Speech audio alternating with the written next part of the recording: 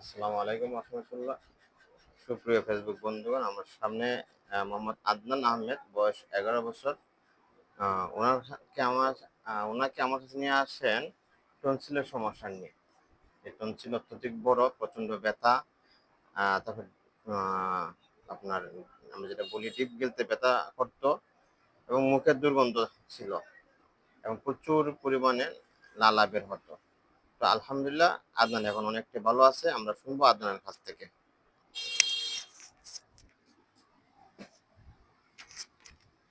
আদনান, জি। তোমার যে টনসিলের সমস্যা ছিল, গলায় ব্যথা করতো, ব্যথা আছে এখন? জি না। হ্যাঁ।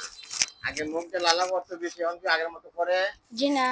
আগে মুখে দুর্গন্ধ করতো, এখন কি আগের মতো গন্ধ আছে? জি না। আগে মানে গলা, আমরা যে বলি টিপ গিলতে ব্যথা করতো, মানে ডুব গিলতে ব্যথা করতো, এখন কি ডুব গিলতে ব্যথা করে? জি না। আচ্ছা, তুমি কি ভালো আছো? জি। গলায় কি আর কোনো ব্যথা আছে? জি না। তুমি কি খুশি মামুন হোমিও সেন্টারে চিকিৎসা নিয়ে? জি। আচ্ছা, এখন আমরা যাইবো আপনার কাছে।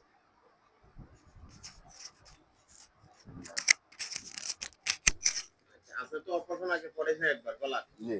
আপনি মামুন হোমিও যেটা আপনার সন্তানকে চিকিৎসা দিয়ে কি মনে করলেন, কি বুঝলেন, কেমন চিকিৎসা আমি হয়? বুঝছি আমার তুলনায় আমার ছেলে অনেক ভালো আছে। আমি তো অপারেশন অ্যালোপ্যাথিক হারাইয়া অনেক ভুক্তভোগী, প্রচুর টাকাও গেছে। আমি শান্তি পাইছি না, অনেকভাবে ব্যথা করছে, সহ্য করছি, বর্তমানে পরে টুকটাক।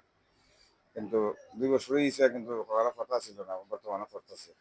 কিন্তু আমার ছেলেরে আপনি 15 দিনের মাথাতে দেখা যাচ্ছে ব্যথা নাই, লালা নাই, বিভিন্ন ধরনের মানে অনেক একটা সমস্যা ছিল, অ্যালার্জি জাতীয় জিনিসগুলো করতো। কিন্তু এই আবার চিকিৎসা নিয়ে আমার ছেলেটা অনেক ভালো আছে।